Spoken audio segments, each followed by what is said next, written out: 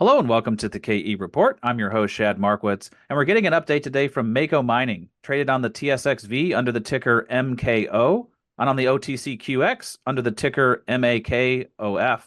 And we're speaking today with President and CEO of Mako Mining, Akiba Leisman. Akiba, it's always great getting you on the show to get an update on Mako. The last time we were talking just a month ago, we were discussing the accretive transaction between Mako Mining and Goldsource Mines in Guyana, traded on the TSX GXS. And we spent a lot of time on that, and we really didn't get to operations. So I'm excited that you had some news out this week dealing with the Q1 operations.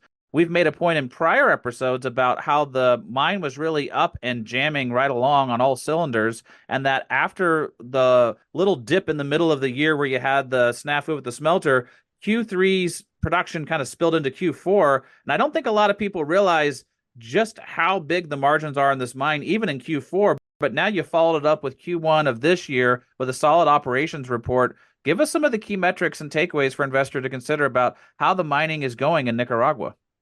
Sure. And thanks for having me on again, Shed. Yeah, so 2023 was kind of like a strange year because nothing was actually going particularly wrong operationally.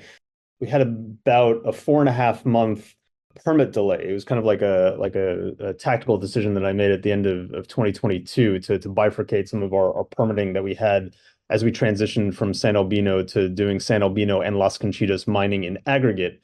And because of that delay, it led to a bunch of things where the head grades of the deposit went down. We were stripping too much gold from our elution circuit. The deleterious elements were going into our doré. The refinery got upset. And long story short, it wound up being that for a period of about 7 weeks, we had a couple of shipments of gold that were delayed from Q3 to Q4. So we published our audited financial results in Q4, and it showed like truly extraordinary numbers that came out from that. So we sold 13,400 ounces of gold in Q4. Now that was flattered by 2,100 ounces of gold that should have been sold in Q3 because this snafu at the refinery that we had that got pushed into Q4. And but on the baseline of what was going on in Q4, everything was running better than it ever has, right? So 11,500 roughly ounces of gold recovered in Q4. And then on the financial results that we put out for the quarter, we generated nearly US $17 million of mine, that's pre-tax mine operating cash flow. And think about that for a second, is that this was a mine that sold 13,400 ounces of gold, so that's roughly $26 million of revenue at the gold prices that we were experiencing in Q4. And then from that, you were getting US $17 million of pre-tax cash flow.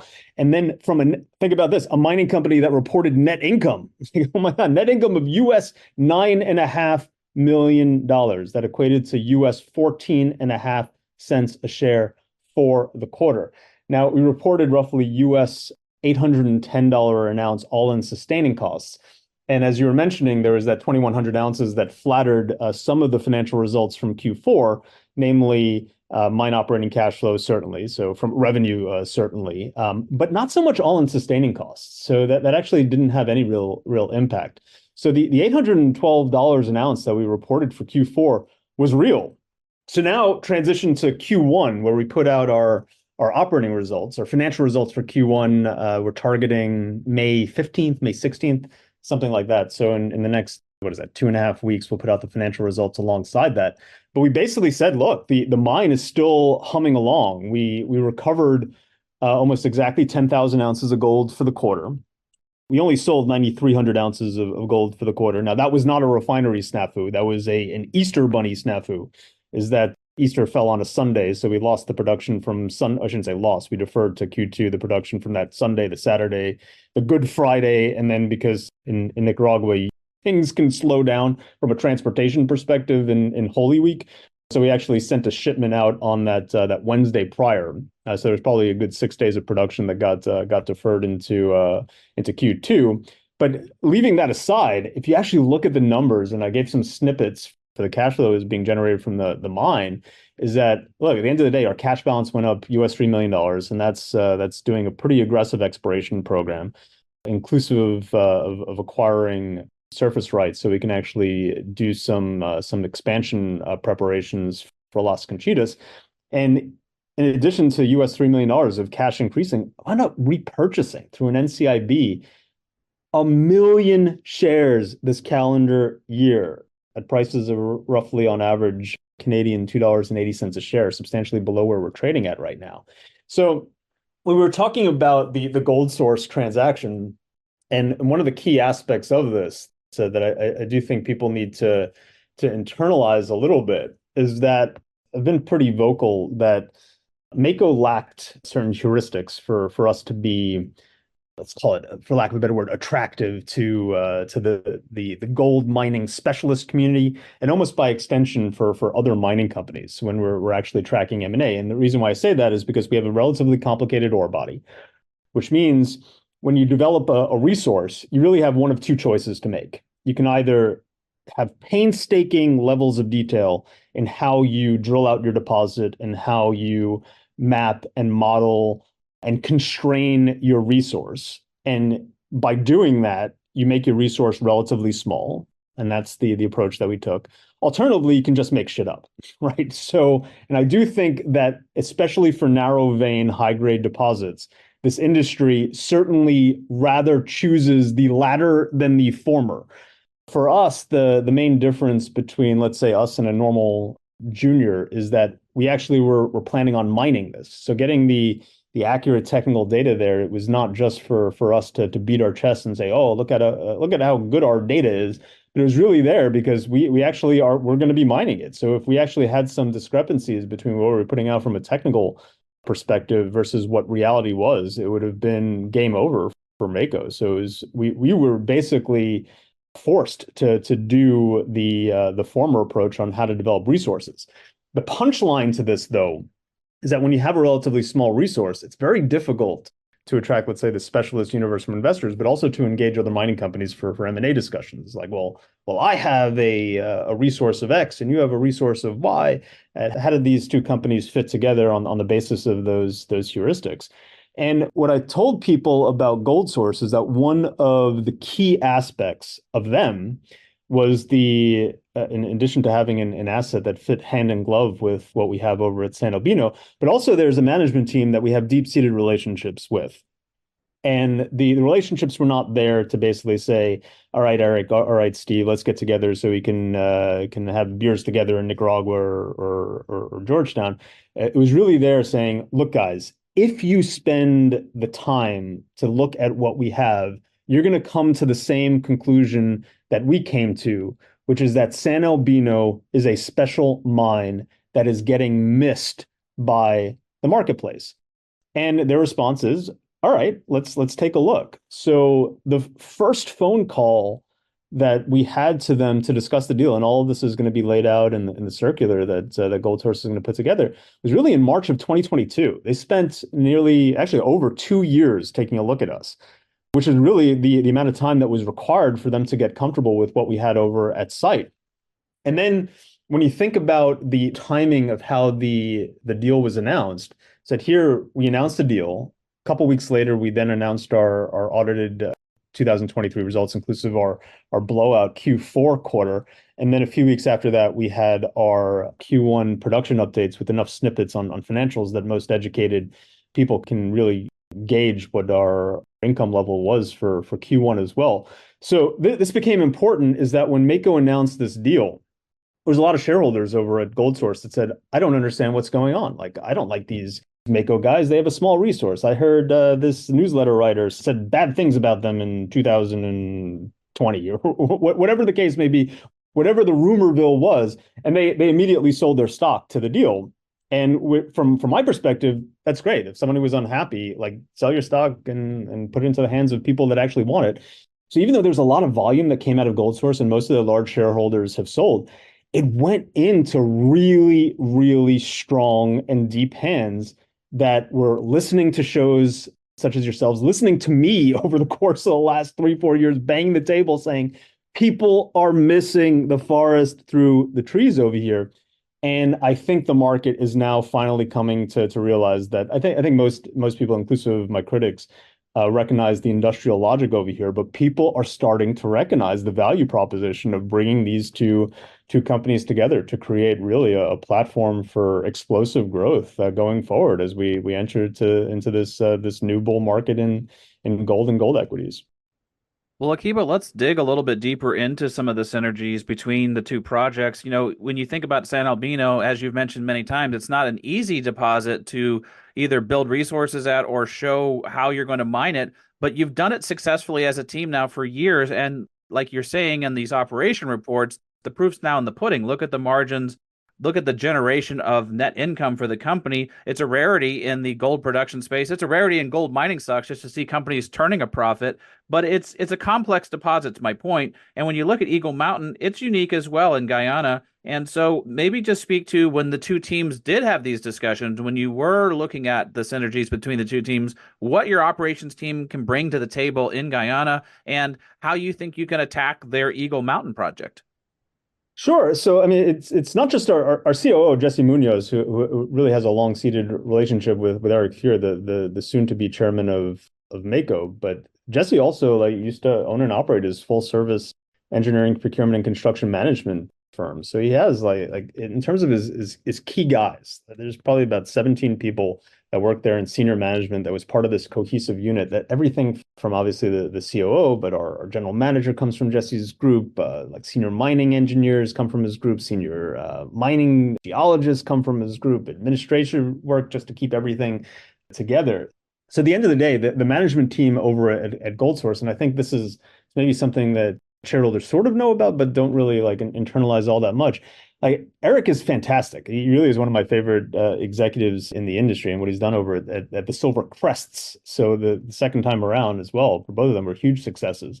And Steve is like an extraordinarily competent CEO and kind of understands what he's doing in terms of how to put businesses together and how to value companies in terms of his background as an equity analyst and metallurgist as well. But it doesn't take like two people to build a mine. So it's not just like having people that know what they're doing there. It really requires like the whole breadth of a team that can bring everything to the table to go and operate and develop these small and medium scale projects, which Jesse and his crew are truly the experts in delivering in terms of being able to be on time and on budget for these types of projects. Well, I think another thing we should bring up is just the flat out interest in Guyana, not just on the oil side of things like it has been the last decade, but now as far as metals and mining, there's a lot of interest from the politicians, even the president of the country, in developing projects in Guyana. And we just recently saw a big transaction where G Mining Ventures is going to acquire Reunion Gold.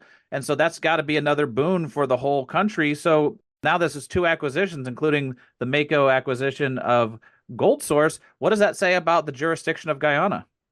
Oh, it's definitely heating up, right? So, I mean, Guyana, when you look at the map and the closology of this, everybody recognizes that, look, at the end of the day, Guyana and the surrounding greenstone belts and going from Venezuela all the way to French Guyana house basically identical geology to what you experience in West Africa, which is taken out 100+ million ounces over the decades and centuries in that jurisdiction.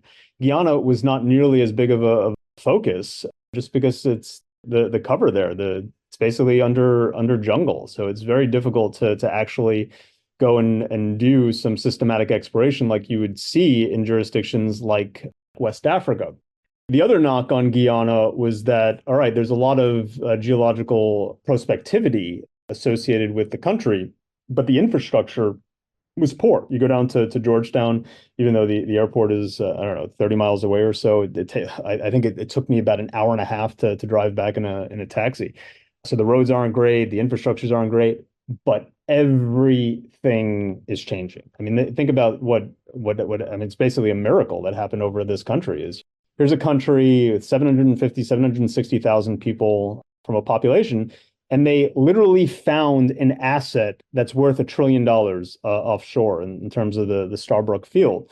Now, as that relates to us, there's a few tangible benefits that happens when you're going through this miraculous growth that Guyana is going through. The first is infrastructure is going to take care of itself. You already have these major road projects and just having access to where we are right now is infinitely better today than it would have been 3 years ago. And it's going to be infinitely better 3 years from now than it is right now, just because of what's going on in terms of reinvesting in capital projects within the country.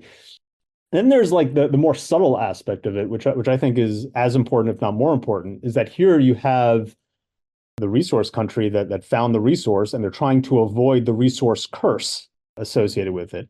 They have a good example of what not to do next door in Venezuela. And one of the ways from a political perspective to make sure that there's going to be continued growth and equitable growth in the country is to make sure that other industries outside of the hydrocarbon aspect are going to be incentivized to get up and running, because the oil find was really there to have the strategic cash coming into the country. But really, there really isn't all that much, certainly on a dollar of economic value, there really isn't all that much employment that comes from it. The real meat of the employment is kind of what happens within the interior of the country, right? So all of these infrastructure projects that are being built, that requires employment. And then certainly the mining industry within Guyana, whether it's the historical bauxite production, and then now the burgeoning gold development that's going to be happening between us and then other companies. And you mentioned earlier is that there was another announcement on a merger perspective in countries. So the G mining folks are acquiring Reunion Gold.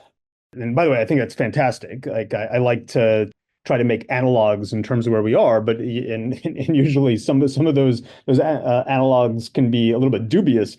Here's one that I think actually rings true to a certain extent, is that here you have G Mining, who are really run by some of the most competent, what I would call big boy type project developers, with the Gignacs running that company and doing an excellent job. I mean, think about the success that they've had with really their last 5 or 6 project developments. So you really can't think of a better operating team. And I like to say, all right, well, our guys are kind of like analogous to that on the small to medium scale side of things. And they're also backed by real capital. So I think the La Mancha folks are fantastic. Here you have an Egyptian billionaire who made his money outside of the gold mining industry and telecommunications. And then he's also had a lot of success in the gold mining space. So it's also analogous to Mako, where we have a billionaire who's the controlling shareholder of Mako, who's and Chuck has made his money in many different industries as well, but has also had quite a great deal of success in mining and precious metal mining as well. And so I think it's nice to see that these types of assets and people are coming together to develop assets. I think it's great. I think it's probably too strong a word to call it an endorsement, but at least it's got like this analogous stamp of approval in terms of our business model over here. So I think it was fantastic for the G Mining folks, fantastic for Reunion, fantastic for Mako, fantastic for Goldsource, fantastic for Guyana, fantastic for the junior gold market. It's fantastic all around.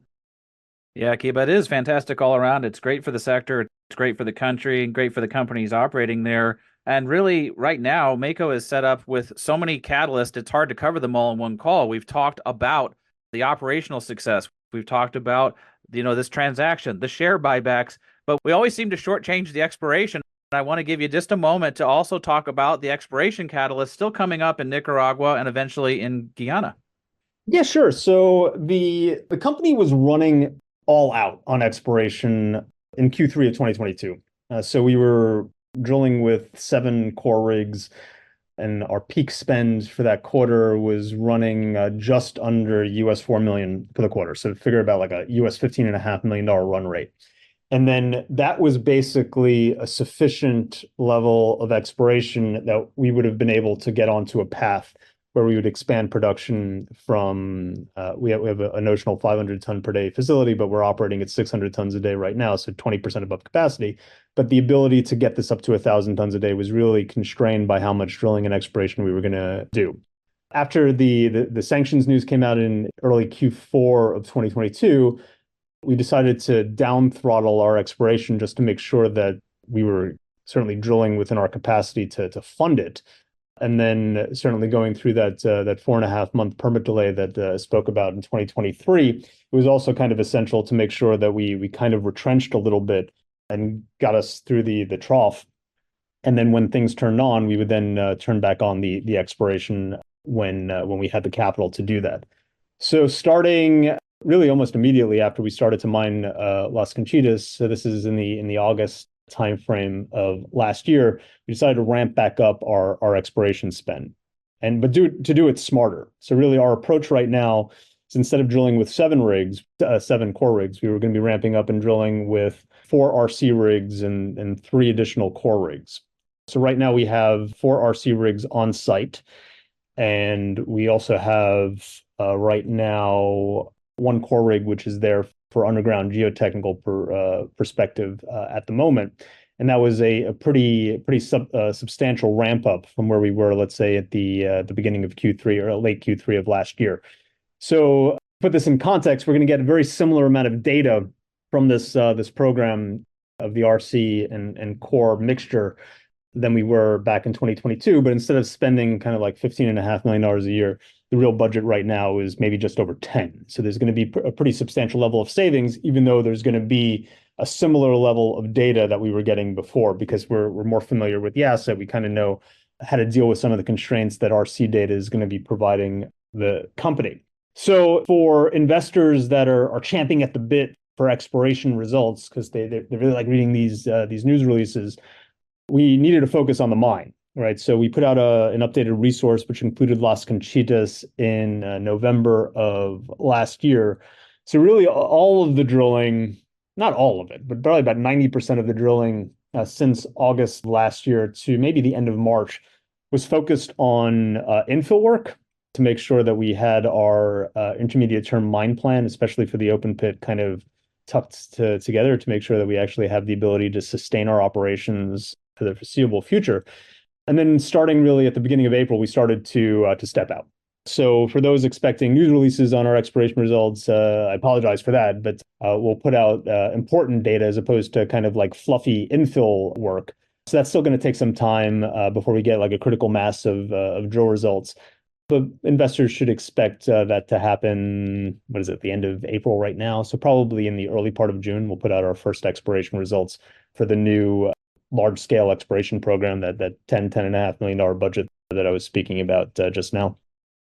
All right, well, we'll wrap it up there, but we'll definitely keep following along with the drill results when they come back out with you. And then when you get the financial results out in a couple of weeks, maybe we'll get back together again, Akiba.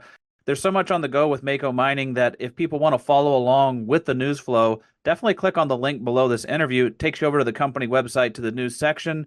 Akiba, keep us abreast as more news comes out. We'll get you back on for an update and looking forward to our next conversation. All right. Sounds great, Chad.